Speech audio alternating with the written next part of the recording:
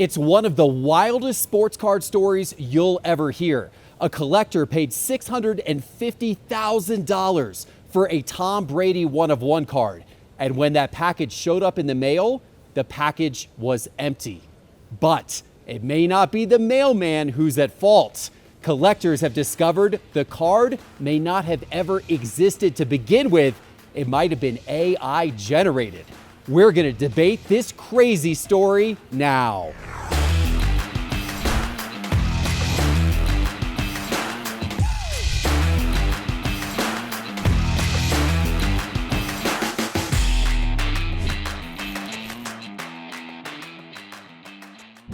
Hello, sports card investors, and welcome to another episode of Cards on the Table. And Doug and Carter back there in Atlanta, I want you guys to know you're the only people standing between me and these ski slopes behind me. So this better be a good episode today. Are you guys ready? Yeah, definitely ready. I appreciate you braving the elements. I can see your breath on video here. Well, you know, it's a little cold out here, but we're okay. I got to keep the news coming. I couldn't take a day off because this first story today, guys, is particularly wild. I have never heard anything quite like this before. We have a collector on Instagram, this guy, Diamond Card Collector. He is a huge Tom Brady super collector. He has one of the best Tom Brady collections in the entire world. And recently, he was offered the opportunity to buy the 2012 Prism Football Tom Brady Black Finite 1-of-1, a true grail Tom Brady card. So this collector was doing the deal with another collector who he had done several deals with before. So he felt comfortable negotiating with him, and he felt comfortable that, you know, if he got this deal closed, he was actually going to get the card. He agreed to pay $650,000 for the card, and he also agreed to send half of that, $325,000, as a deposit. So he wired the money to a foreign bank account, and of course he had been given photos of the card, and he knew this collector he was dealing with, so he thought the whole thing was completely legitimate. Well, it took a while for the person to ship the card, and when the FedEx package finally arrived, the FedEx package contained only an empty top loader. So the collector, Diamond Card Collector, also his real name is Steve, he immediately goes on Instagram and he posts on Instagram that, you know, he has received this FedEx package of this incredible Grail card, missing the card. And of course, he assumed that somebody at FedEx had maybe taken the card. He filed a police report. He started an investigation with FedEx. He wanted FedEx to find the driver or the employee who took this $650,000 Tom Brady 1-of-1 card out of the package and kept it for themselves. But once he posted this story to the internet and he posted pictures of the card, the internet sleuths in the sports card community began to say, wait a minute, something's off here. They examined the photos of the card, and some began to speculate that the photos were either photoshopped or AI generated, because there were inconsistencies with what the card looked like with what it should have looked like if you looked at the other Prism variations. He also had multiple photos of the card, and in the different photos, elements of the card like the Patriots logo shifted around to different locations. So something was definitely weird with the photos he was sent. Now, Steve is wondering if this card was ever real to begin with. Did he pay $650,000 for a photoshopped or AI generated card that never existed in the first place? And did the person who sold him the card perhaps intentionally send a FedEx package with an empty top loader so that Steve could claim a FedEx scam here, not knowing that the real scam was that the card never existed to begin with? What a wild story. Doug, I'm going to start with you on this one. What do you make of this? And does this change your thought on doing big deals like this in the future? A lot to unpack here, but first of all, I want to say this is my favorite format of having Jeff on the show because I can just mute you when I'm tired of hearing you talk. You know, I don't think FedEx is to blame here. From what I can tell, we're looking at a situation where the first time I ever saw this card, right? The first image I ever saw, it looked clearly Photoshopped to me. Before I had heard any of the other details, I saw the photo, and it just didn't look right at all. The photo of Brady kind of looked stretched from top to bottom. He looked a little bit wider. It was pretty unnatural looking. And then the bottom border of the card, there was like this weird notch in the bottom border, and it almost looked like it was just like Sharpied in, or like someone used Microsoft Paint to color it in. It looked really bad to me. So immediately when I saw the photo, I was like, yeah, that's not a real photo at all whatsoever. Now I'm seeing the comparison between that photo and then a whole different photo, which kind of looks like a real card to me, and there's a huge contrast between the two. The confusing thing here to me is the middleman situation, right? So obviously I feel terrible for Steve. This is an awful situation to lose out on hundreds of thousands of dollars, which it seems like he will. But the middleman allegedly, from what I've heard in the story that I've heard, the middleman said that he saw the card personally and that he put the card in the FedEx envelope. So that makes me question the whole middleman in this scenario. And is there even a mysterious international seller in the first place? Was there a real card that somebody owned, or was this all set up and orchestrated by this middleman? Again, all allegedly. I'm not accusing anybody of anything, but that's just from the story I've heard. That's kind of the direction I'm looking. It's very, very weird to me. The other thing I kind of think about is, why wasn't this done in person? And, at what point, how much money does a card have to be worth? How much money does a transaction have to reach before you do this in person? I know you personally have had, massive, massive cards that I remember a specific deal you didn't do because the guy was like 3,000 miles away. So that's my question. Like, when you get into this level of card, why not do it in person? What level does it have to reach before you make this exchange, personally? Yeah, $650,000 is a lot of money to rely on FedEx to deliver a package for. And I've had some big cards shipped through FedEx like that, but man, that's a big one.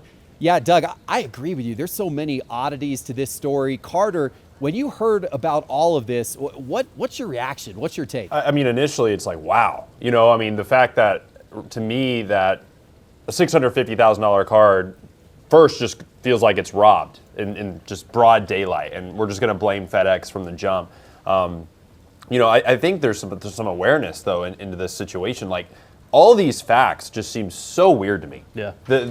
I just start with the international aspect of this. An international person having this, like, that scares me alone from doing a transaction of a couple $1,000s, right? Like, honestly, like, there's so much more risk. And, as you said with the middleman, like bluntly saying that he put the card in the envelope. Yeah. Like this just is not lining up. There's no facts that connect to each other at all in this situation. It's overall extremely sad. And I'm with Doug in the sense, like, I at some point, at what value do we just figure out how to do this in person? Whether, we're domestic or we're international, how do we figure this out? It's just, it's such a big card in this industry. Like, we gotta make sense in this and make sure that it's getting to the overall transaction happens in a safe manner. Yeah, it is an absolutely wild story. I don't know that there's going to be any happy ending to this one, unfortunately. I don't even know that card really exists out there. But if it does, I hope it finds its way back into the hands of Steve, who has now paid several $100,000 towards this card. What I found kind of most interesting about this is I was reading comments on various posts about this online, and there were a number of collectors who said that they came forward and said, hey, I've been scammed in the past by other people that weren't involved in this situation.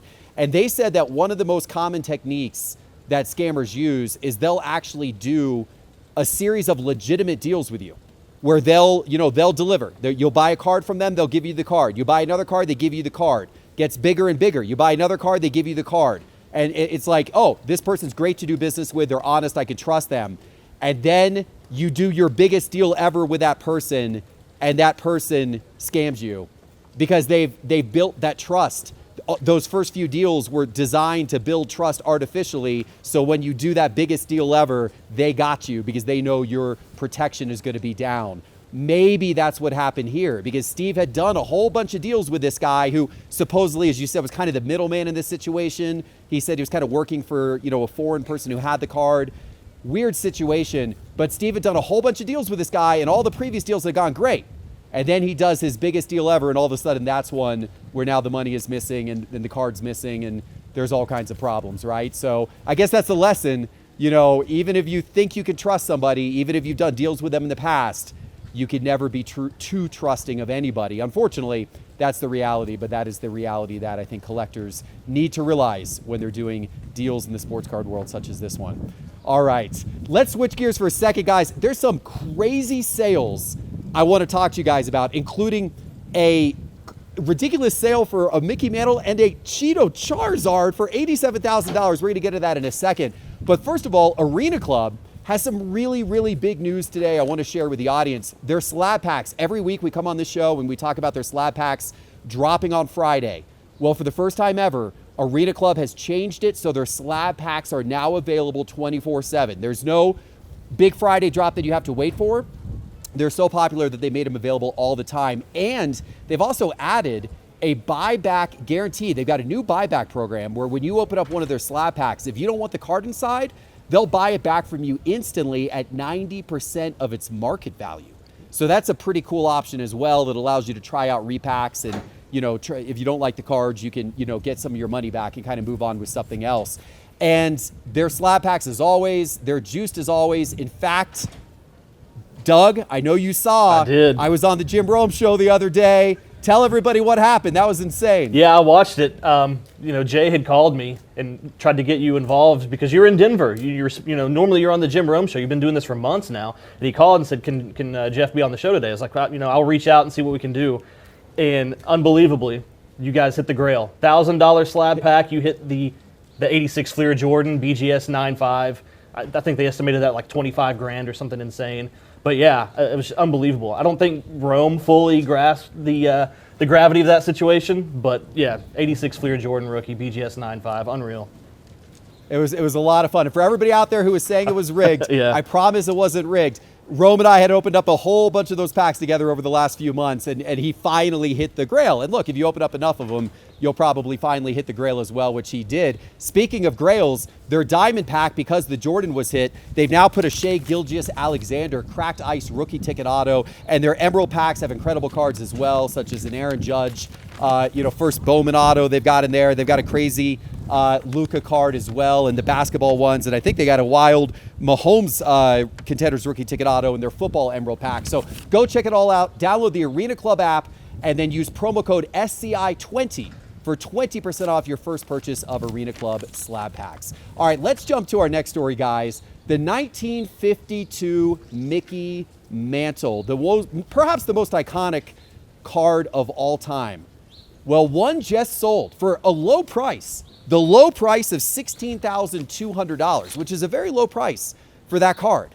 And there's a reason why it sold for such a low price. Look at the copy, guys. This copy of the 1952 Topps Mickey Mantle had a hole punch through it and was like completely, destructed, basically.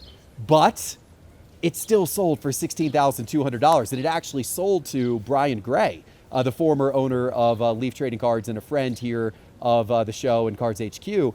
He bought it because he said, look, I've always wanted this card, and this is going to be the cheapest possible entry point I could ever get into this card. Of course, we all know that the 1952 Mantles can sell for hundreds of thousands or millions of dollars, and SGC 9.5 sold for $12.6 million a few years ago. So to be able to get any condition copy of the card for around $16,000, he felt like that was a really good buy.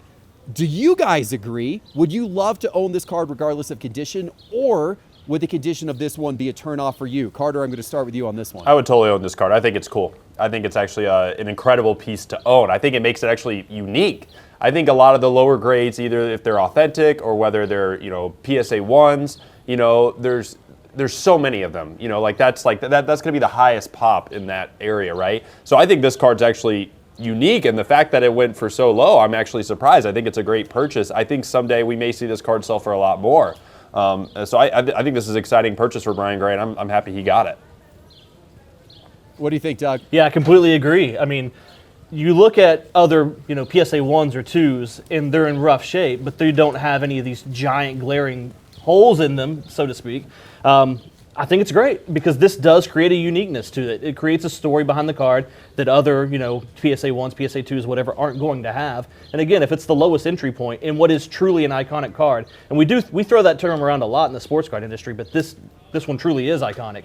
You're not going to have a better opportunity to get one in this, and it's, it's pretty cool. If you're not going to get one of the higher grade ones, get something that has a certain appeal to it, that has a story behind it.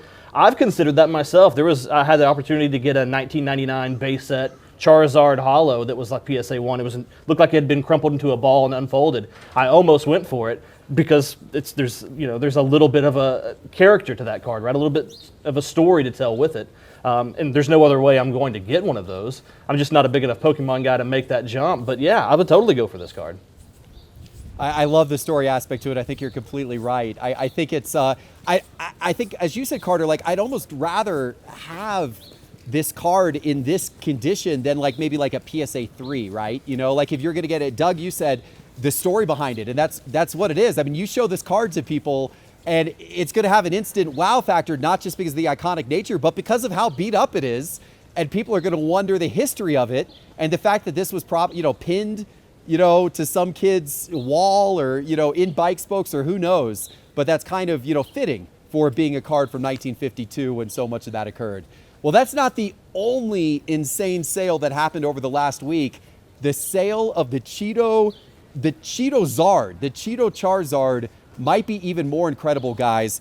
A Cheeto-shaped like Charizard sold for $87,840 at Golden Auctions over the weekend. Now, this card had been traded at one point. It had been around for a long time. At one point, someone traded it for some toys. And then back in 2019, First and Gold Collectibles bought the card for $350. Well, actually, I should say they bought the Cheeto for $350, and then they put it into the kind of the frame it is now, so it actually kind of looks like a card.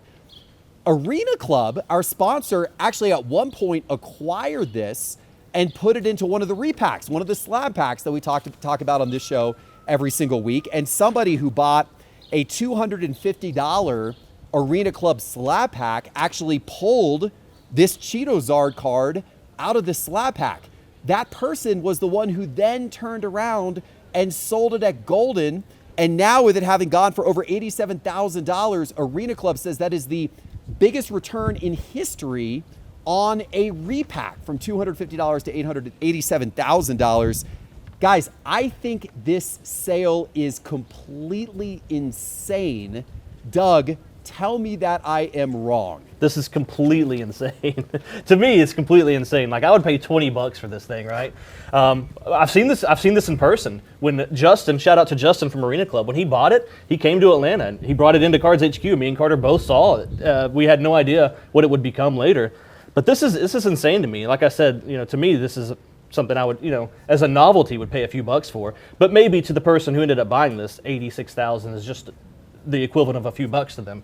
Just throwaway money. Not something I can wrap my head around. So this doesn't make any sense at all to me. Last week on the show, we talked about custom cards or art, things of that nature, altered cards, and art is subjective, right? Ultimately, it's going to be worth whatever somebody's willing to pay for it. Somebody wanted this bad enough, or at least a couple people wanted it bad enough to bid this thing up to $86,000. It blows my mind, Big shout out to Frito-Lay for the weirdness in this. Now I wonder, are we going to have people buying up Cheetos and carving them and gluing them together to form a Pikachu or something? Like, what scam is going to be born from something like this? Because I know somebody somewhere is brewing one up right now. Doug, that is a fantastic point. Carter, do you see Cheeto artists in the future of the sports card hobby? I absolutely do. It's going to happen. There's no doubt about it. I think this is absolutely absurd. Shout out Arena Club on this. I mean, this was a good play, obviously for a repack. I was skeptical when Justin showed that to us. And I kind of laughed at it a little bit. I'm like, this is interesting. Like, this isn't really a card, but I see the resemblance there in the case. It's absolutely absurd, honestly. But I think it shows how crazy Pokemon is right now. Like, I think this is a part of it. People are trying to get their hands on anything in the Pokemon world, collecting-wise. So I think this just adds the excitement of that. I think this seller and Arena Club really timed this really, really well. I think that's, we talked about timing in markets, and this was just a well-timed play. So congratulations to the seller, congratulations to Arena Club, everyone involved, and this is It's absolutely absurd, though. And congrats to the buyer, I guess. You got a very unique piece that people are going to talk about for lifetimes to come. I don't know about the buyer. Congrats to the seller, though. Way to go, turning $250 Yeah. and 86 grand. Right. Changed your life with a potato chip, essentially. Absolutely, absolutely wild. And yeah, crazy stuff. We got one more story to cover, guys. The wind is kicking up here. I'm warning you. So if my camera goes flying, the wind is kicking up a little bit. But we got one more story I want to go through. And I want to know what is going on with these problems with the wrong patches ending up on the wrong cards in Panini's new Spectra football. So there's been a bunch of reports of this across the internet, probably the most notable from We The Hobby, a popular sports card breaker. They opened up on their stream, they were opening up a box of Spectra football. They pulled a Troy Franklin out of 5 card. Really good card. Of course, great Broncos player. Unfortunately, the patch on the card was a patch of the Los Angeles Chargers, one of the Broncos' rivals. Not exactly the patch that you would expect to see on that. And then just a couple of days later, they pulled a Joe Milton card, number /15. Now, of course, we know Joe Milton is on New England. However, the patch on the card was a patch of the New Orleans Saints. And also, we've seen a Caleb Williams card from Spectra circulating online that has a Justin Fields patch inside. We assume because it is a Bears jersey with the letter F from the nameplate on the Bears jersey. And I don't think there's an F in Caleb Williams. Guys, we've had a lot of quality control problems, it seems like, over the last year, particularly with some of the recent Panini releases.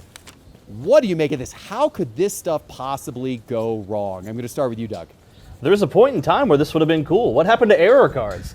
I mean, what happened to, this Frank Thomas card doesn't have his name on it. Now it's worth more money. What happened to that?